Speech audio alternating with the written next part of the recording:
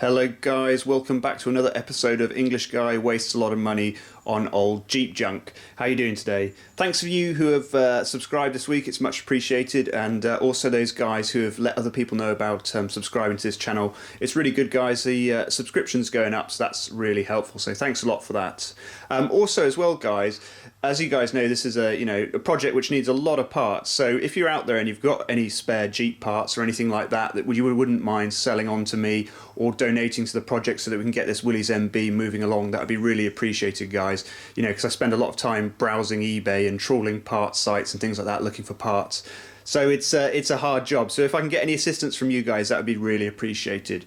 But guys, we've been moving on this week and we've been making some good progress actually. There's a lot of bits out at the moment being sorted out. So a lot of stuff is away, which is good because it means we're getting towards actually getting components completed or getting ready for completion really. So, we're making good progress. So I'm pleased about that. But there is a lot away at the moment.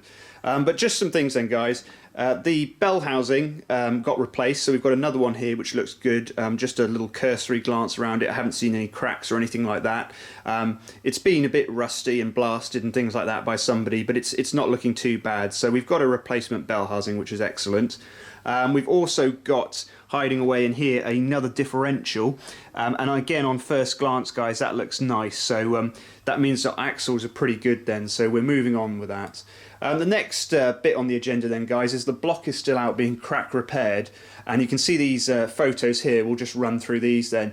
So you can see they start to heat it up to get the big lead scab patch off there, and you can see the red glow inside. Well, that's an interesting thing there, because that means there's a lot of heat hiding inside there where there shouldn't be, so that's strange. So as you can see though, they start to pull it apart, and although the block went in the electrolysis dip, guys, what I found and what I thought would happen is that this stuff in the bottom, this silt and old rust, is so packed in that all that happens when you put the liquid in there for the electrolysis is that it just sits on top of this hard packed silt and mud and rust and everything like that, and it can't get down to it. So although you make some of the block where the water and the electrolyte can touch the block, you make that derusted, the bit which is hidden underneath this silt, it can't reach, so it just stays there. So this is a problem with electrolysis then, with old blocks by the looks of it. I think if you left the block in there for weeks and weeks on end, it might be all right.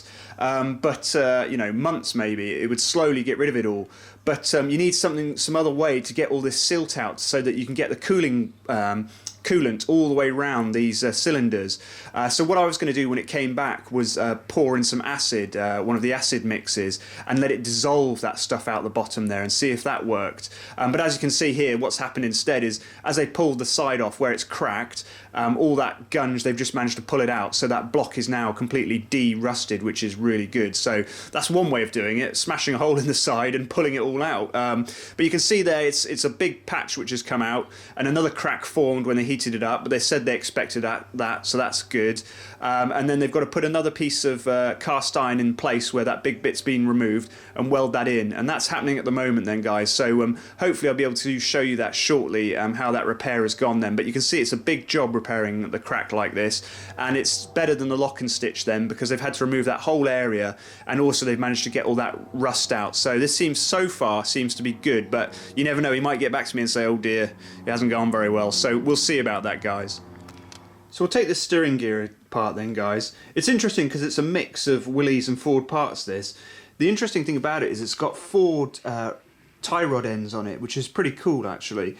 And they're all marked up and everything like that, but it's got the Willys style grease cups, should I say the dust cups. So it's got the spring, and then there's a little cap there which prevents dust going inside the ball joint there, which is pretty cool. But the best way I found to take them apart then, guys, is when it's all stuck together, is you don't want to be hitting, you undo the cotter pin and then the nut, but you don't want to whack on the top of the threaded portion there, because that doesn't work. You need something like one of these ball joint separators, and you just slip it in, really. It just goes in this way round here.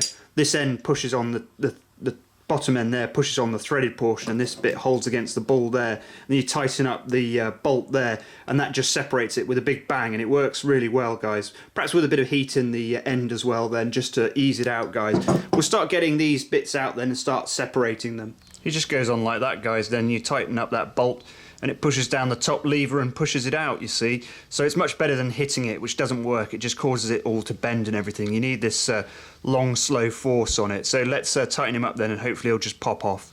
There we go then, guys, all done, all taken apart. They came apart quite easily. The ball joint separator needs quite a lot of force through it, actually.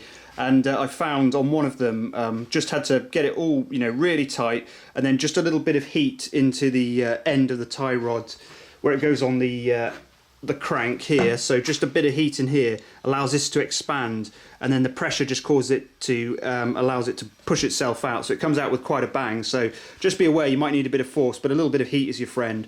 All the rod ends came off really nicely. You can see the threads aren't rusted or anything like that, so all that gunk and grease actually keeps it nicely protected, so that's really good news.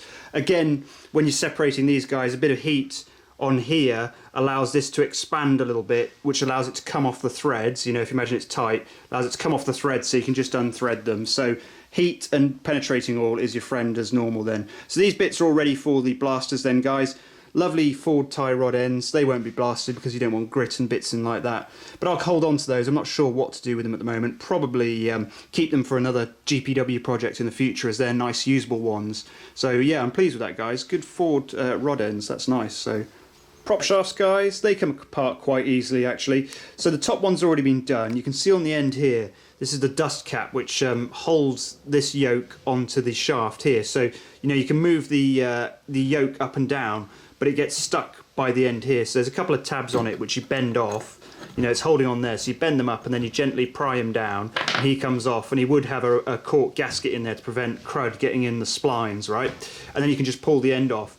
This one has got that already removed, but it's still stationary, and you can imagine it's stuck in there because each of these splines is full of 70 years of compacted crud and everything like that. So I'm just going to heat here, which is just going to allow all that grease and everything just to melt out a little bit, and then it'll start moving up, and then I can just slide it off.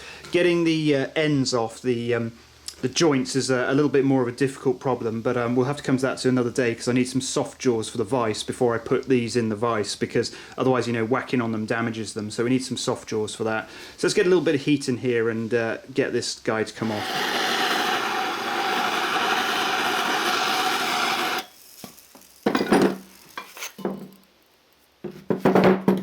So you can see that came off pretty well there, guys. But we've got a tale of two prop shafts here. The front one has had some corrosion in it, so it's obviously got some water in there, but the splines aren't too bad on that. The rear one is pretty good. It's kept oil in there, touch of corrosion, but nothing terrible, so that's pretty good. But the fronts then, guys, the actual yokes themselves, so you can see this guy here, this is the rear one, so you can see how the splines look in there, they're nice. But look at the guy on the right, the front one, you can see there that they're sort of triangular shaped and like sharp pointy teeth, if you get that reference. But they won't, there's too much play when I put it on the spline shaft, unfortunately. It clacks backwards and forwards. Now it is the front one, so it's not the one which is really going to be used, you know, it's not going to be driving all the time. So, you know, there's a bit of play in there, you know, there's half a degree or a degree or something like that. So unsure whether to replace it, because you can get hold of these yokes, not too difficult, not too hard really, or keep it as it is. But yeah, we'll have a think about that, guys. But they came apart nicely. Getting the ends off is more difficult, but we'll save that for another day. Getting these old seals out, guys, is a bit of a chore, but using one of these these seal pullers sort of works. These aren't particularly fantastic. This is just a cheap one. You've got to put a lot of force through it, and they break here, so they're pretty crappy. But I think shocking it seems to be the way. I just sort of balance it and then use the weight of the hub just to counterbalance it. You can see it's nearly come out now. Thinking about it. There you go. It just sort of shocks it into coming out. Otherwise they're a bit of a bugger to get out. So it seems to work just like that, just using the weight to counterbalance it. But then we've got this inner race inside here with this bearing. So he comes out. And then you've got the two sort of outer races in there. And you can see there are useful areas to get a drift into to punch it out. So all you do is you punch that side and then punch the other side and just work your way backwards and forwards, and then flip it over and knock this race out, and then you've just got a bare hub then, guys. So that's quite straightforward for taking those apart then. So guys, all the bits came out pretty well actually. Interestingly, in the front the seals came out really easily, and there's a Victor and a National there. They're probably the original World War II seals, which is pretty neat, or maybe changed during the war at some point. But yeah, the races and the bearings. I mean, you can see in the race in this one, there's damage on some of the rear ones where water and stuff can get in. The front ones are better because they've got a whole load of grease in them due to the knuckles, so they keep the water and the moisture out better, and they keep them better lubricated, so they seem to last a little bit better. But this front drum is the only one I've got an issue with, which is the worn drum, fortunately, which is good. But you see this race, guys, this is a different one. I've tried two.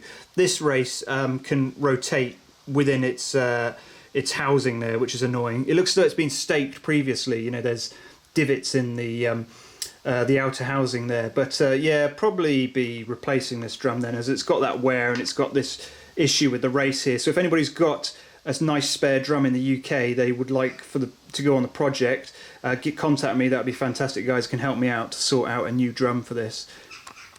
So guys, then I think we're done for today. We've got some pretty good work finished.